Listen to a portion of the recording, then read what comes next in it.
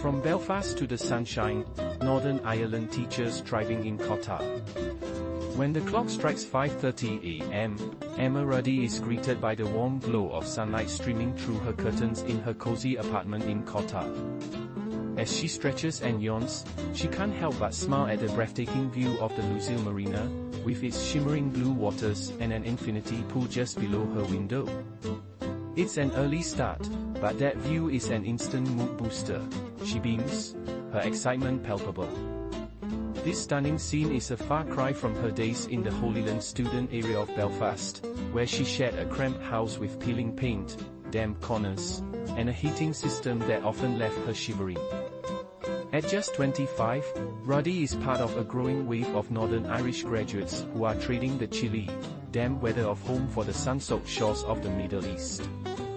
With enticing perks like tax-free salaries, nearly year-round sunshine, it rains for about a week each year, and free accommodation, it's no wonder that newly qualified teachers are packing their bags for a fresh start.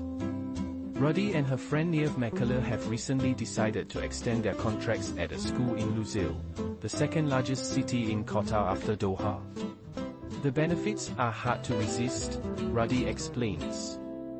We also get free healthcare, which is a huge plus. As they chat during a break outside their classrooms, the temperature hovers around 38 degrees, but the air-conditioned building keeps them cool and comfortable. The aroma of delicious Greek food wafts through the air as preparations are underway for a school assembly, where children are excitedly dressed in traditional Greek costumes. McAleer, who hails from Boer Island in Co-Feminine, initially thought her move to Qatar would be a short adventure after graduating from St. Mary's University College 3 years ago. I came out here thinking it would just be for 1 year, but I've loved it so much that I'm now signing on for my 4th year, she shares, her enthusiasm evident as she talks about her experiences. The teaching schedule here is structured, with set subjects and a collaborative atmosphere. You might have an Arabic teacher come into your class for a lesson, which gives you a nice break to prepare for the next one, McAleer explains. We start early, but there's so much to do in the evenings: beach outings, pool time, jet skiing, and the food is incredible. Back home, you're stuck in school until 5 p.m., and then your evening is pretty much over.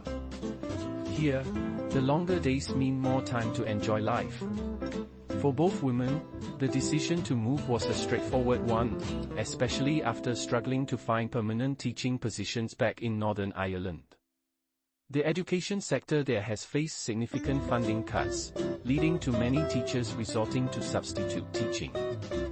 There was a buzz around college about opportunities in Doha.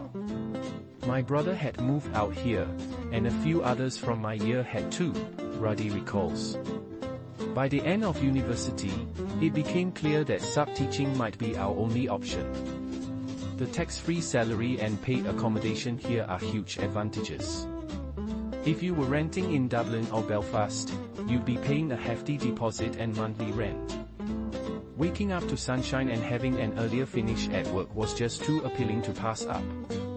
Professor Peter Finn, who leads St. Mary's University College, first noticed this trend back in 2016 when a school in Qatar attended their open day. I started hearing more and more graduates saying they were heading to Qatar. It was clear something significant was happening, he reflects. After visiting the school where many of his former students now work, he was struck by how at home they seemed. One of the first to greet me was Niamh McAleer, and it was just so heartwarming to see her thriving in a completely different environment. While some may worry about the increasing number of Northern graduates working abroad, Finn emphasizes the positive impact this experience will have on their future teaching careers back home. When they return, they'll bring invaluable insights and competencies. They've lived in a multicultural environment and have a deeper understanding of different cultures, including Islam, which is incredibly beneficial in today's world. For McAleer, the biggest challenge of living abroad is missing her family. She makes it home up to 4 times a year during term breaks. My parents were a bit hesitant about my move at first, but once they visited and saw how settled I was, they understood my choice, she says.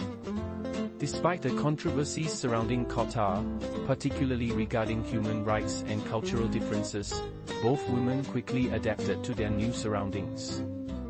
We were a bit apprehensive at first, but we learned the customs pretty quickly. It's mostly about dressing appropriately in certain places, like mosques or cultural sites, Ruddy explains. Interestingly, Ruddy's parents were so inspired by her experience that they left their jobs in Northern Ireland.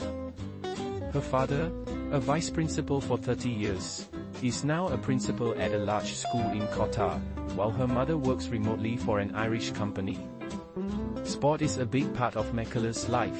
She was a former player with St. Joseph's GAC in Adelaide and joined Qatar GA upon her arrival. Training is twice a week, and we have a fantastic turnout, up to 100 people on Friday mornings, she shares enthusiastically. Both women have recently been promoted to head of year positions, which has solidified their decision to stay in Qatar for at least another year. We are both 25 and already in middle management at our school. A lot of our friends back home are still stuck in substitute teaching roles, 3 years after graduating, McAleer points out. As the week winds down, the pair eagerly anticipates their weekend plans now that the football season has wrapped up. Brunch here lasts from 12:30 p.m. to 4 p.m. on Fridays. Ruddy laughs. At home, you wake up in the winter, freezing, and have to defrost your car. Here, I can just throw on my swimwear, hop in the lift, and head straight to the pool. The job security and lifestyle in Qatar are hard to leave behind.